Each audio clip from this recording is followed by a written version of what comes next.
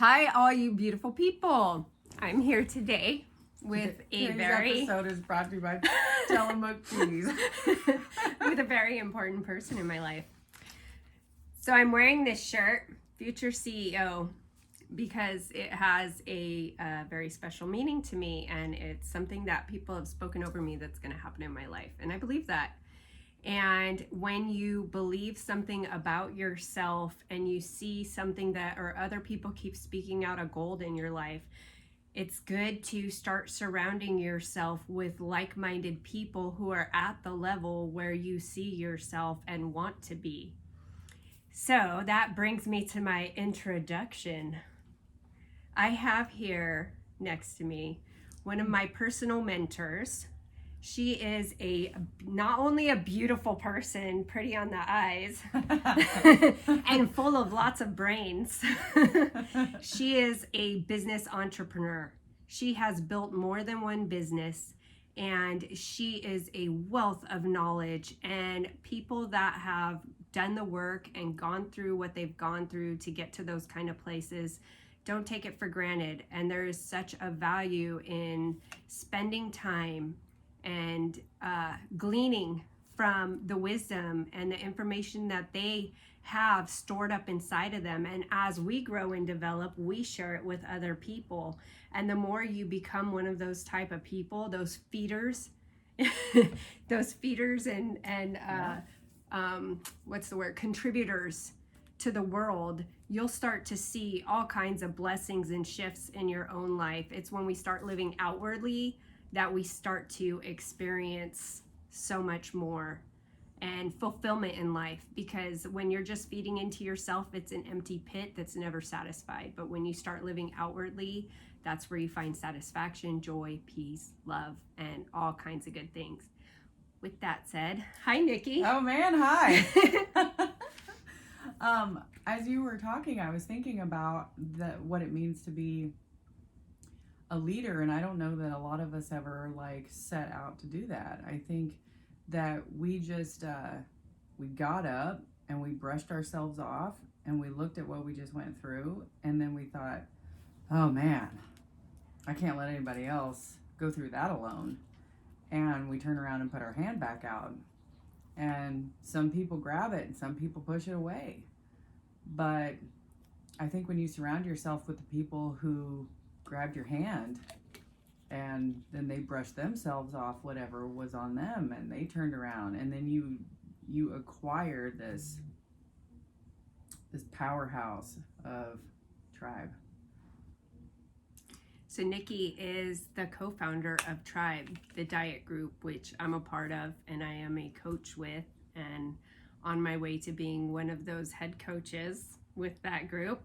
Hi, Captain. This has been such an amazing journey. I have to tell you, being part of helping people's life transformation on a daily basis, you can see, if you look at the comments on the things we post of the people that we're working with as coaches and the transformation that's happening in people's lives, the encouragement that we're all receiving from each other daily. And as we pour into the people we're coaching, our hope is only that they start to pour into people they know, and that it continues to snowball into transformation for so many people. This is what it means when you live a life that ripples out far beyond your place here. This is what we were created for. We're not created to just be here, a blip in time, live, die, and that's it. As we're living our lives, we're creating ripples in the field. The best leaders, too, are the ones who have been through some junk. Yeah. And they're not afraid to talk about their junk and how they overcame it, because they understand that somewhere out there in that ripple of sound, since all of this is just waves, somewhere out there is somebody who's in it. And that resonated with them, and that leader's ability to have had that experience, overcome it, and now they're taking their time to help somebody else that they don't even know is out there. That's heart at another level. It's one thing to be personally successful. It's another thing to have this, I call it being batshit passionate, that your soul's mission now is not polymer science engineering or owning the largest, photo booth company in the nation. Like, that's not my mission. Those were all things that I learned. Those were all 101 classes to make me who I am today.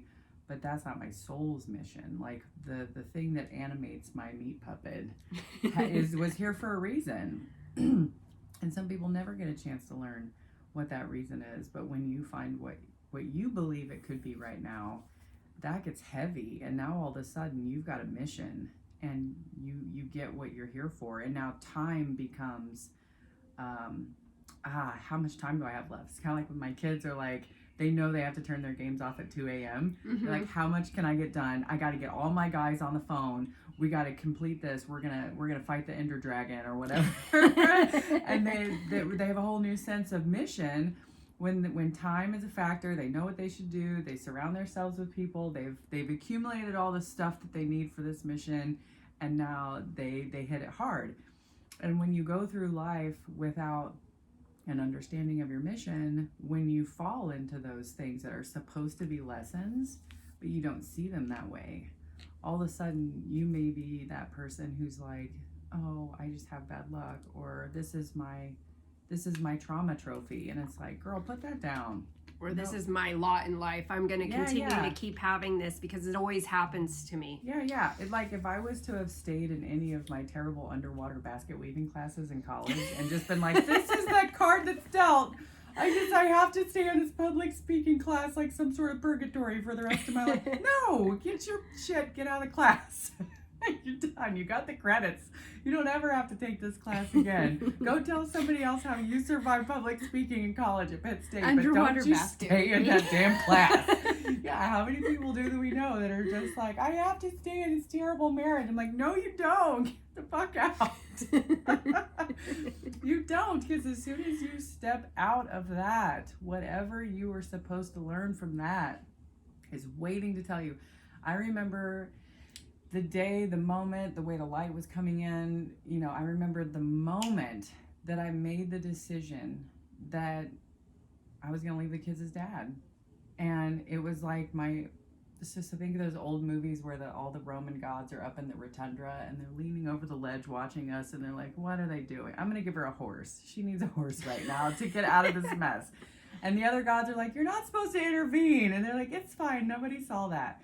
So it was just like that, where all of my spirit guides were just kind of hovering above me. And I thought, I was not really aware of them before this. But I thought, as I'm sitting there on the couch, like, I think I'm going to leave. I think I'm going to go and see what happens. And I felt them like high-fiving each other, and they were like, finally!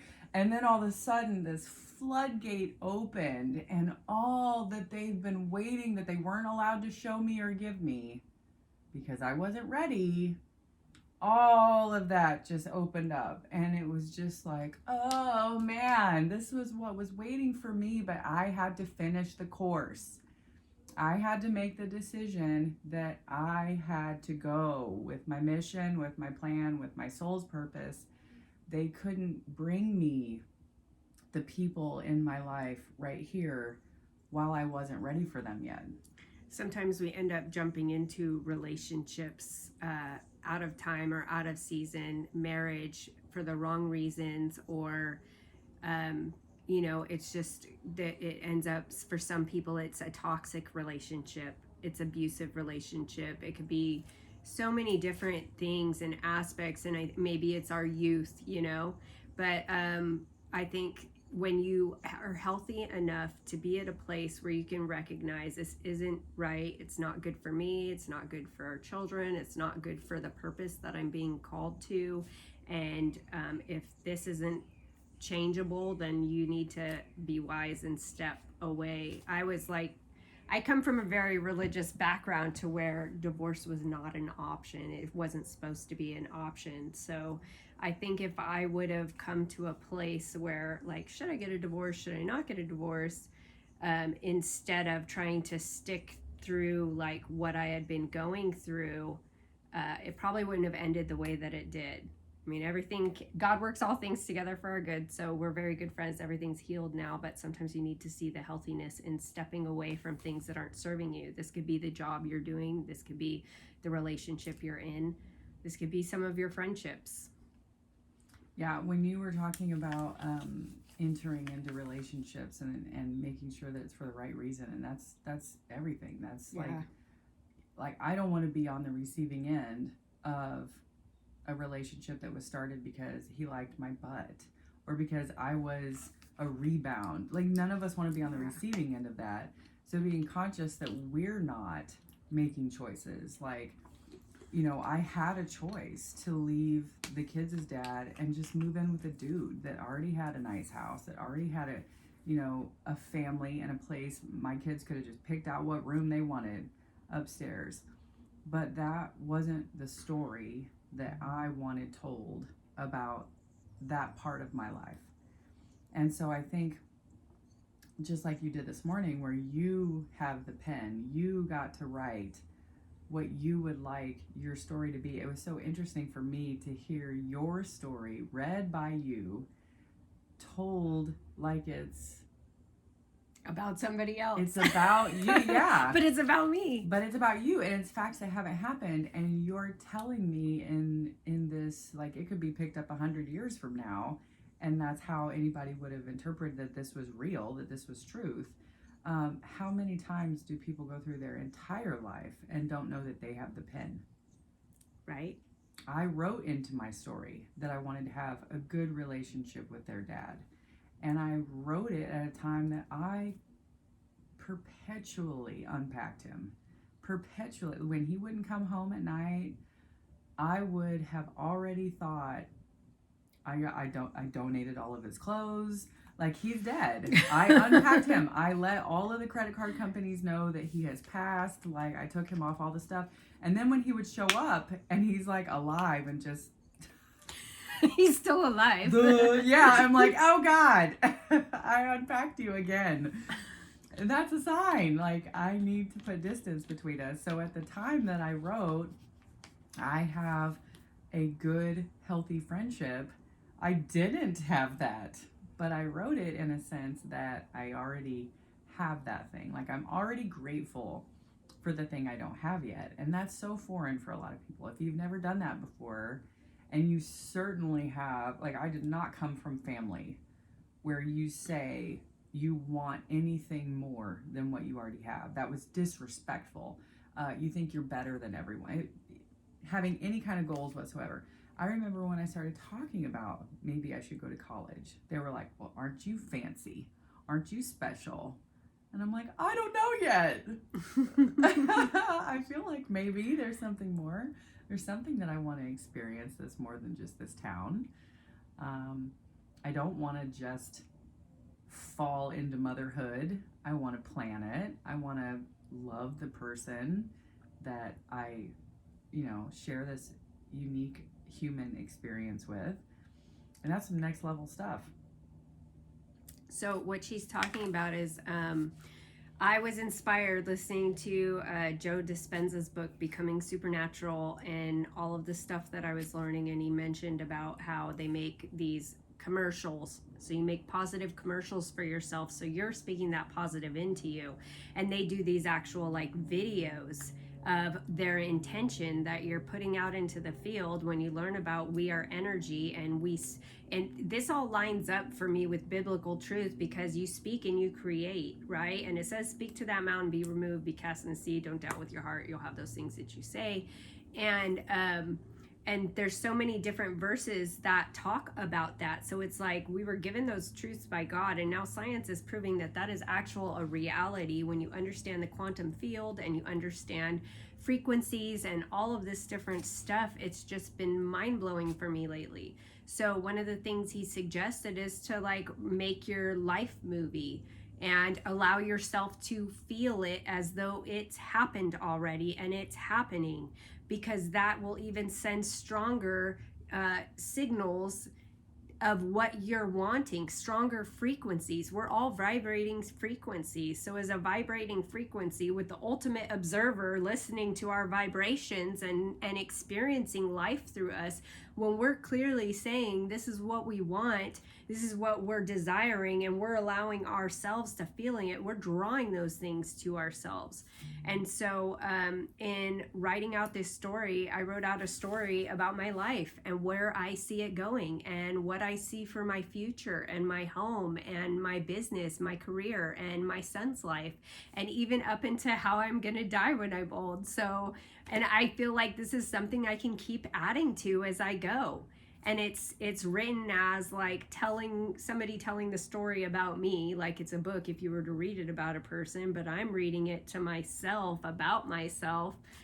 And then you could take it a step further and record yourself reading it to you. Yeah, absolutely. It's like all of this is reinforcing your thoughts. I heard somebody say the other day, we almost got to become professional liars to ourselves. We have to so convince ourselves that the truth is not what we see. And that's another biblical truth. You know, you call those things that aren't as though they are. You have to start believing and speaking these things over your life, about your leveling up, about all of these things, and you have to treat it as if it's already happened. You have to speak it, like the healing over my eye. I've got to watch the words that I speak. I can't see out of that eye yet. Or I am unable to see out of that eye yet. Not say just that I can't see, stuff like that. Those kind of words are sending contradictory of what you're asking for versus I can't see out of it yet, but I know it's coming, and I know it's happening, and I know parts of my brain are restructuring, and my eye is healing itself. And you can speak these things over your health, over your body, over your heart. It's huge for heart healing. I think as a mom, I want them to be curious. I love these moments where we'll be out somewhere and Kaizen has this eureka moment, or he sees something in person that we were just learning about. We as a parent, we strive for those moments where they have wonder and they have connection to their past or realities or something. And I think God very much strives for that too. And if you believe that we were divinely created and that we weren't some sort of accident, as you're probably not watching this and no, this is all fake and bullshit. If you're a friend with me, you probably don't. No, if you're here, congratulations. Not everybody gets to this point. And you can call it transcendent, you can call it, whatever you like, but this idea of the Creator wanting us to search Him out, learning, and all of these things that lead us closer. I had this premonition the other day when we were at a botanical gardens, which is if you ever get a chance to go with me to a botanical garden, it's going to be ridiculous because I talk to inanimate objects. And I'll be like, who needs a hug, you fluffy little cactus? Come here, you. And Garrett's used to it now, but the first time he experienced it, he was like, hey, wow, people can hear you. But I have such a connection with all of this weird stuff that doesn't have to be there. God created all this stuff for us to just be like, what? Right now, wondering, what are you? And that's heavy. Those? And how many people never get a chance to experience anything like that because they're just nonstop with what they think is important. So I had this premonition of, standing there with God.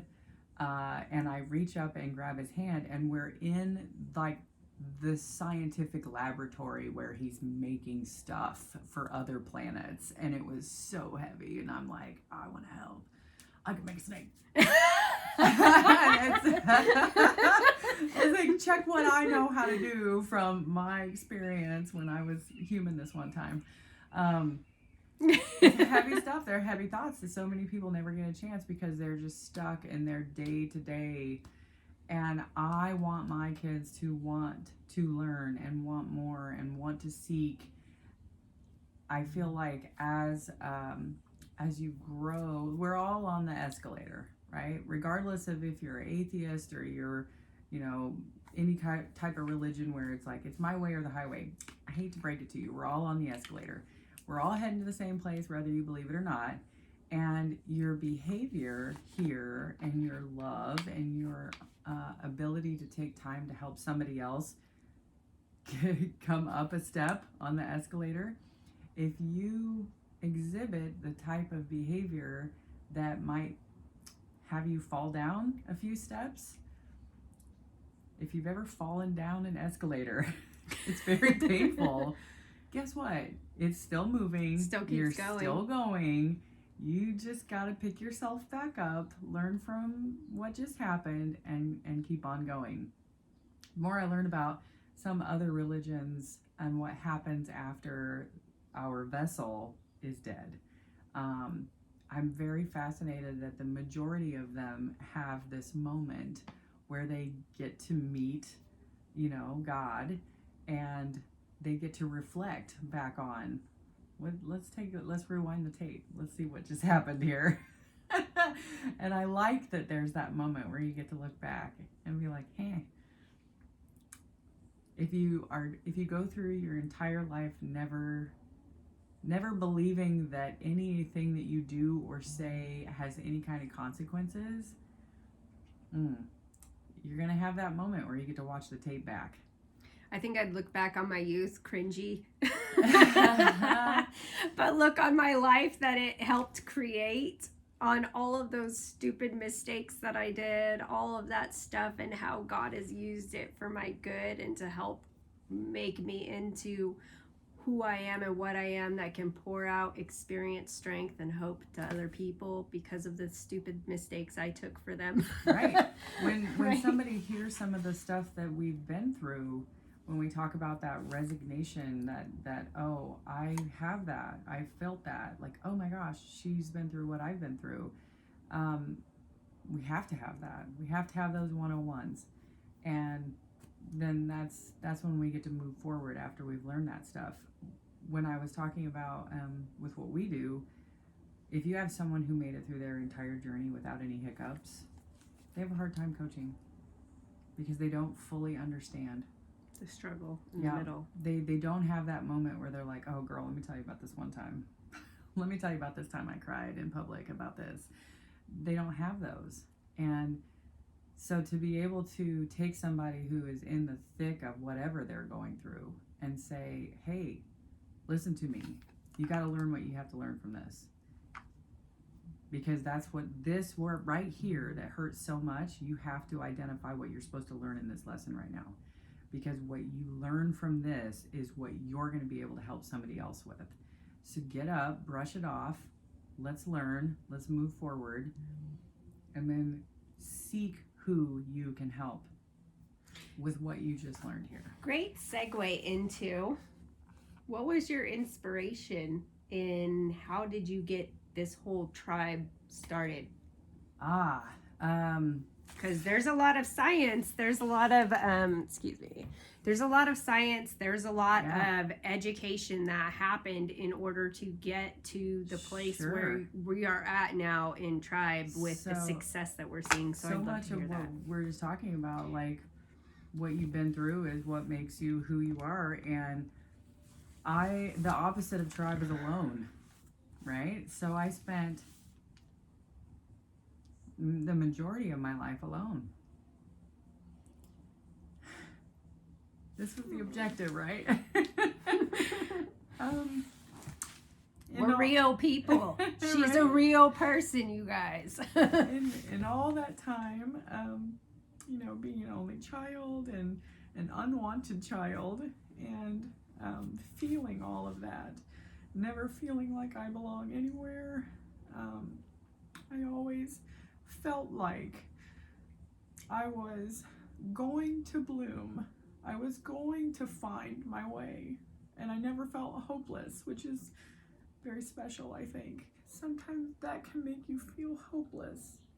Or when we look at some of these folks who have committed suicide, it's like, what was the tipping point? What was it that made them feel so not at place on this planet that they wanted to try something different?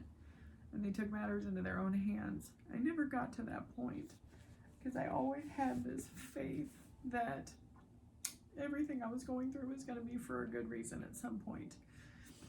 I didn't think it was going to take the hardest struggle I have ever had in my life, my weight, in order to be that catalyst, but it was.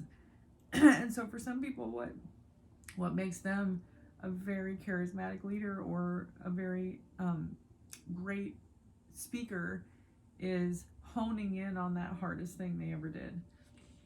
And my mom had me when she was like 17, and I don't believe that she was a fully functioning like personality at that time. And then her mom also procreated as soon as her organs would let her. So I feel like I come from this long line of women who never got to bloom, and it stunted their growth, and it made them very much that 17-year-old mentality forever. It just put a pin in their spiritual, mental, like everything. And for some women, I think motherhood will grow you. Motherhood for me just grew me amazingly. But if it's not the right season for that to happen, then you have generations of women who are stunted and stunted and stunted. And so she would say things to me like, this summer we'll work on your weight. And I was always bigger than everyone else, but I didn't know my dad. So I think if I was to rewind the tape, if he was to be a part of it, no one would say things like that to me. They would be like, you look so much like your dad. But we didn't know. So, and then when I met him in 6th grade, he was 6'2", had a big old butt just like mine for a dude. And it was like, this is the missing link. This is the physical that I haven't been able to figure out because I don't look like it. I might as well have been like a dog and raised my cats or something because, and the physical was so important for them. Now that I'm, a mom, physical is not important at all because it's going to keep evolving and changing. And so to base your worth on something so absolutely fluid and trivial, and that's where I came from. So when I started trying to figure out how to get the inside to match the outside, because I was physically in pain after getting up to 255 pounds and having the kids and having my hysterectomy. The pain was what really led me to, I can't live like this, and I don't want to just take something that's going to make it to where I can't do anything. There's got to be a better way, and everything I was trying to lose weight never worked for me. And I think it was because it all wanted to handle it at this superficial level, when what was causing my weight was very not superficial at all. It was all of this trickling down veins of pain that went very deep. And so when I started doing the program that we now call Tribe, which it wasn't that before, it was just, eat this and take these vitamins, and it was very much at the superficial level, but it had these little pieces that grew into what we now call Tribe. And one of them was accountability. And knowing that I had to send my weight every day, we didn't do trackers, but knowing that I had to send my weight every day to Jeremy, even though he was an hour away and I never met him in person, I had respect for him because he lost 86 pounds in 86 days, like dropped the mic. So the basis was in respect, and that he was a real person, not just I'm reading and I'm doing this by myself. And then every day, knowing that I could ask him any questions anytime, that accountability aspect of it was so next level for me than anything I've experienced before.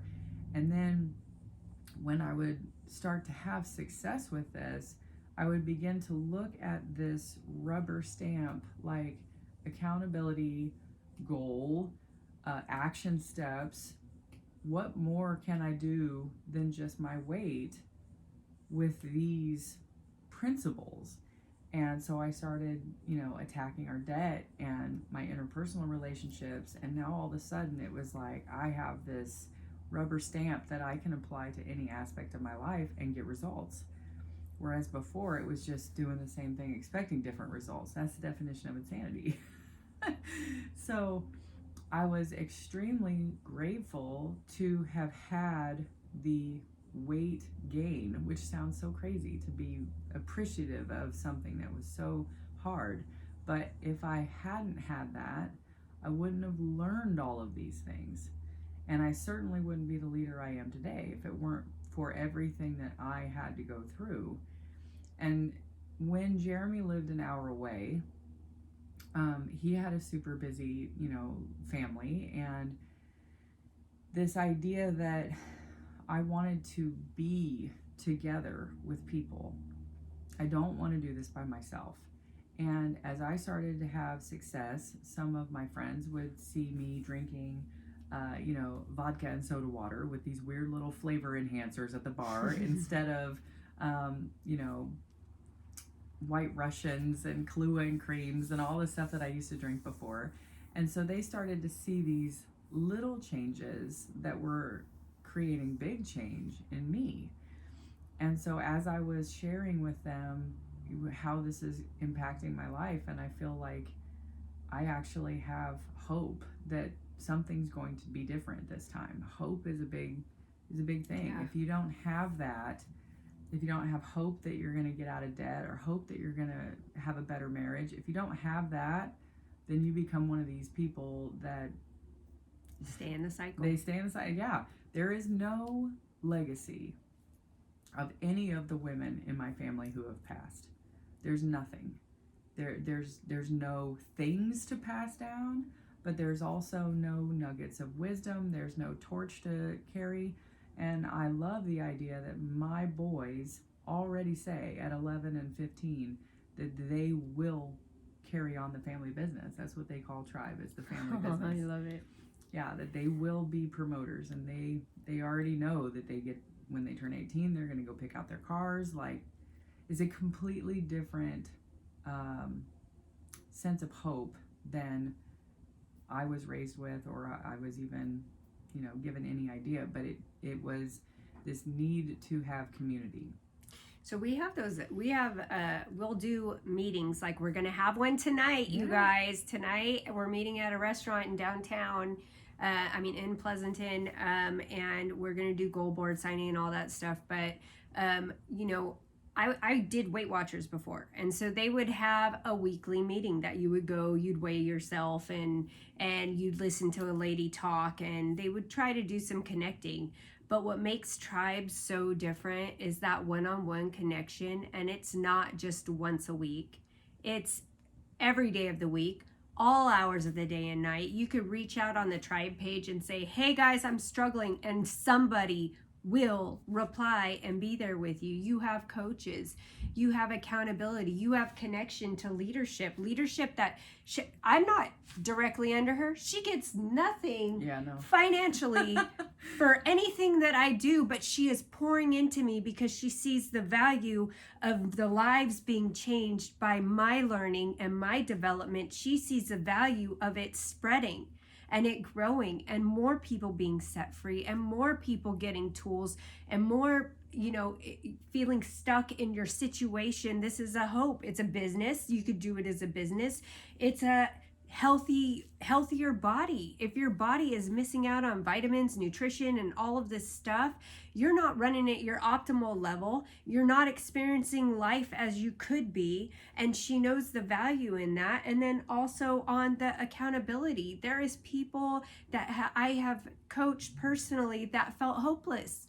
They felt hopeless, like there's no hope because they've got this health issue. I'm just stuck. I've tried every diet. I've tried everything. But you know what I truly believe is part of the biggest ingredient? It's the community. It's the community and the connection, because I could send them a bunch of information and they will, try to do it best they can. But it's not until I have that one-on-one connection, or we have that one-on-one connection with people, and we take that time to to really hear each other. It's like that is so huge. Not a lot of people have that kind of support in their lives on any level. And to be able to have these people that genuinely care for you and your success, and this beautiful woman has made a way for those connections to happen. It's not just weight loss people are getting out of Tribe. It is so much more. We have the Rise in Tribe. We're getting up every morning now and we're sharing inspirational quotes or a verse or whatever it is that inspired the person leading that. And they're sharing their experience, strength, and hope and their message. This is giving people a platform to give the gifts that they've been given, which is experience. And it's huge. When we talk about like what Tribe is the community and knowing that you're not alone. I would never have made it this far if it weren't for, I joke that I was a total asshole. I drove A-S-K-hole. I drove my coach crazy. I wanted to know everything. Why is this going to work? Why can't I have turkey? When can I have this?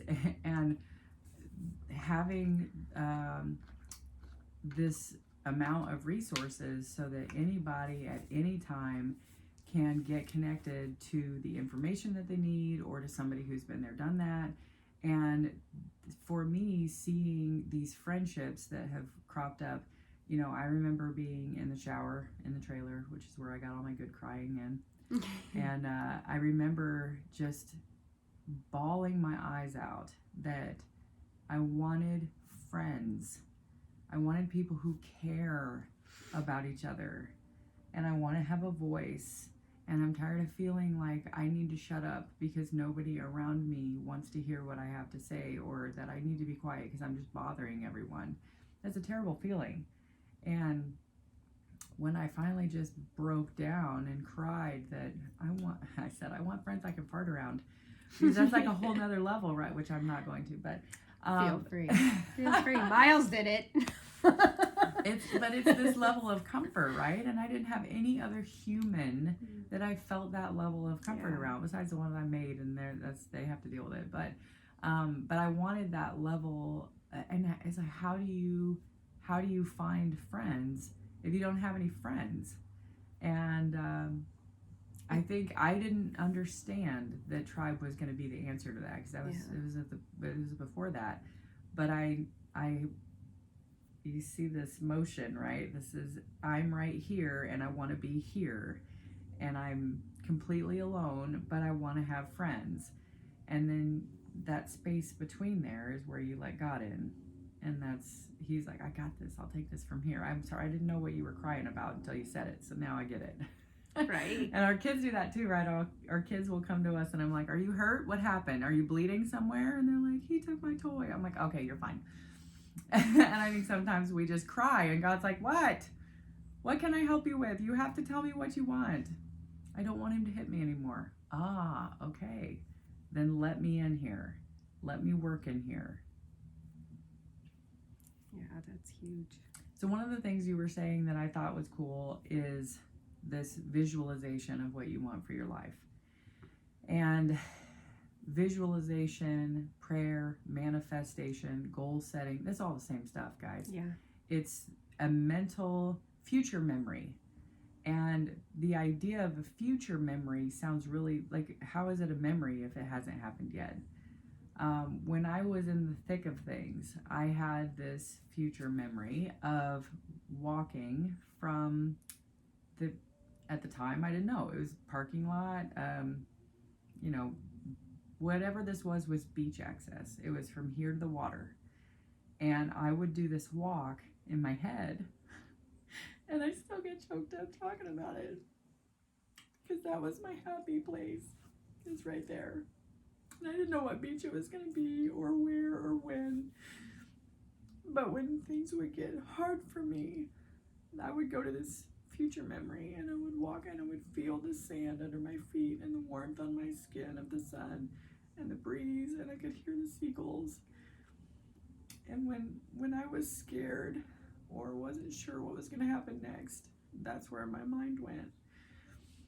And I think that got me through so much.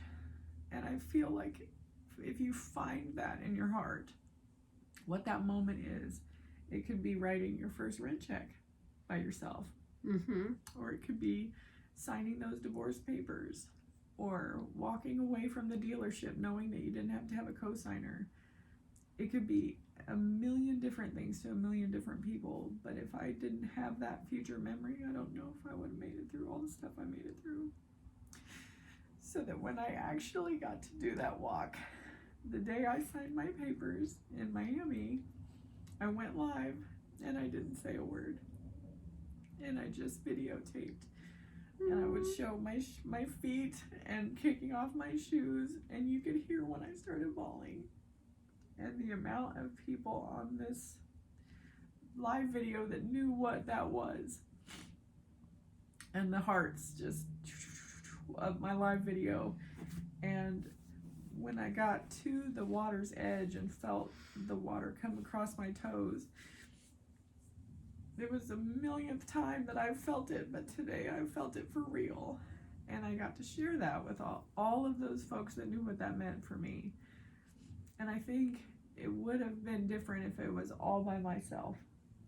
It would still be great, but it wouldn't have been this moment to teach all of these other folks that you can make changes because you have the pen.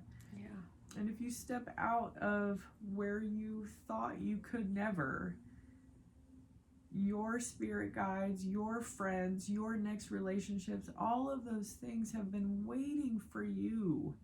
You just have to show up and decide, okay, I'm ready to get out of this damn speech class in Derringer Hall in Pitt State. I'm done with this class. I'm ready to go to the next thing. It's all waiting for you. Yeah. And this cheese. This cheese is waiting for you in maintenance. Don't eat cheese yet.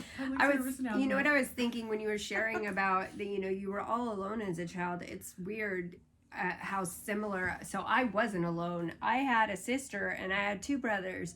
But I could tell you that growing up, even having those siblings, I felt so disconnected from them. That is the same kind of experience that I've always struggled with, is feeling alone. Like I didn't connect with them. I always felt like they loved me, but it was just because they had to. Like I never felt really loved when I was a kid. And I felt like everybody that was my friend was just being fake to me, that they didn't really like me. And these were like the lies I grew up with in my heart. Yeah. And so it was always like, like people who would say they love me, I didn't really believe it. I didn't really receive it. I still have a hard time, and I'm working on these things in myself to this day, of being able to accept things when people do things for me, or accept things when people are kind to me. I find myself stink-eyeing the situation. Like, what are you really after? And that's not what we're called to do. We're called to just take it. But it's funny how, not funny, it's ironic, how you end up being connected with people who have such similar stories and backgrounds with you, and they've got, and they may be a little further down the path in the experience than you, and they can offer you all these tools and stuff if you would grab hold of them to help you on your journey. And it's a beautiful thing that you've created with Tribe. It is you created the tribe that you needed. You really did. I like the idea that I am the co-founder, not because there's another person, but because I couldn't have learned all of these things on my own. It took this accumulation, this crowdsourcing of all of the people who have come and gone. And what we will continue to learn is this perpetual evolution. Mm-hmm. Sometimes I'll get people that are like, well, everything is changing. Everything is so different than when I started. And I'm like, yeah, we want that. We want constant evolution, because that means we're getting better, smarter. Yeah, we're learning new tools. You don't want to just close the book and be like, there, it's printed. Now print a button. No, we have a final blueprint, and this is what you will do always and forever to the end of time, because we will never learn anything new. I'm done. I'm closed. done. This is how it is. Do this. Nobody say another word. No, This is where it's at. I don't want that either. I am we as people, we're always evolving and growing and learning and developing and we're always changing. Life and the world is always changing and God's always changing things. You get new understanding, new growth, and it's like, who wants a cookie cutter? This is the way it is, always and forever. I have the recipe, and this is what you have to do. And I think if you build it on this platform that we are constantly learning and we're constantly evolving as people finish their journeys and they go live their lives, and then new people come and it might serve them to become a coach because that's what their heart says. Like, there's no wrong or right. It's just this who we are at the time. A flow. Yeah, a constant flow. That leaves it open for my boys to be able to pick up and look at what we have all learned from the past and continue that framework to move forward, instead of it being something rigid where it's like, well, but my mom said this. Well, that was what she knew at the time based on everything. You hear the song? I'm pretty sure this is Odessa. So the song is about that you are right now in this moment looking in on you, like your soul, your spirit guides. Everyone is watching you right now in this moment.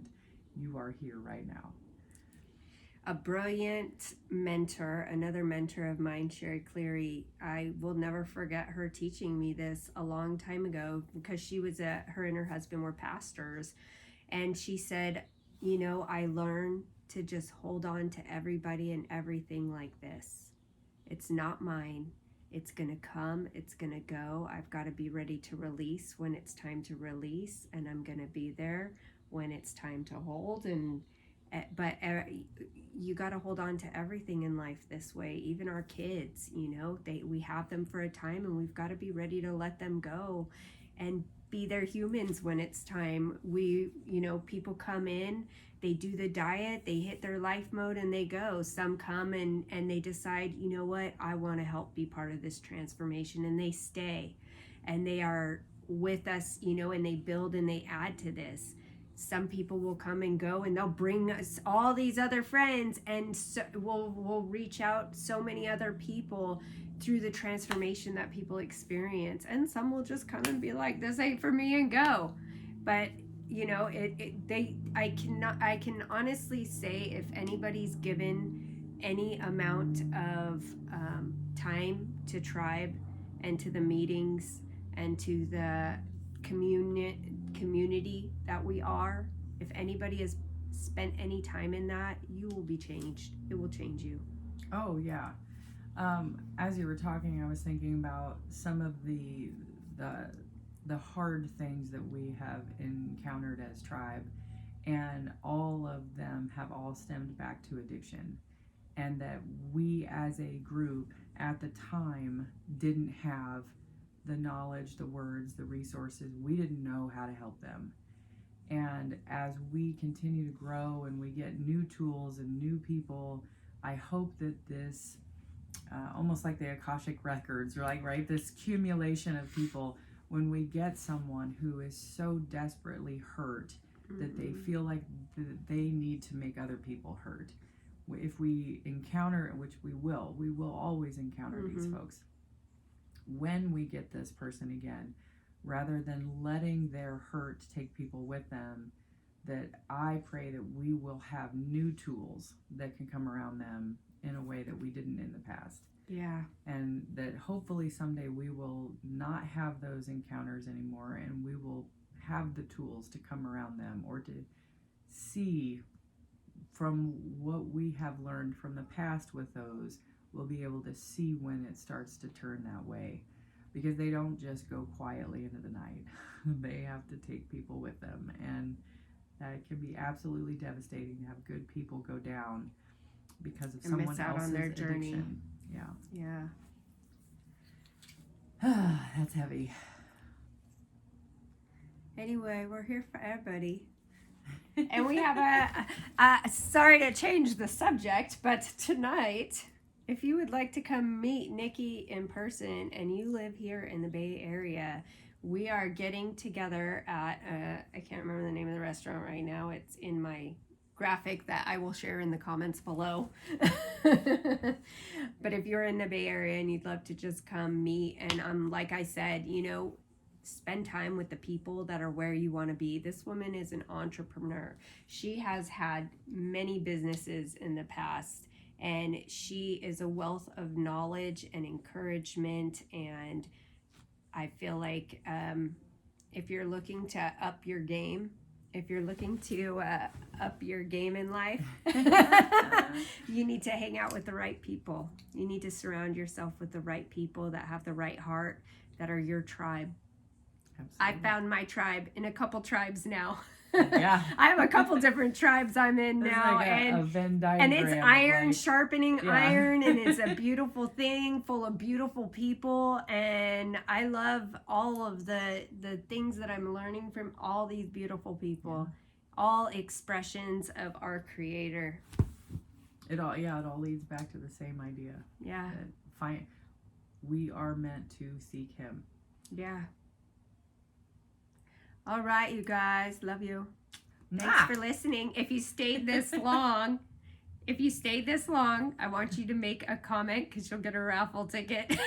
Ooh, we got to put a word in so that it can be The like, secret here's the word. secret word. Tonight at our tribe gathering, if you say this secret word tonight, Biblical unicorns. yes, you will get biblical unicorns. You must say biblical unicorns to me or Nikki so we know that you watched the whole video. Oh, I love we this will so get a much. special prize for you. Love you guys. Oh,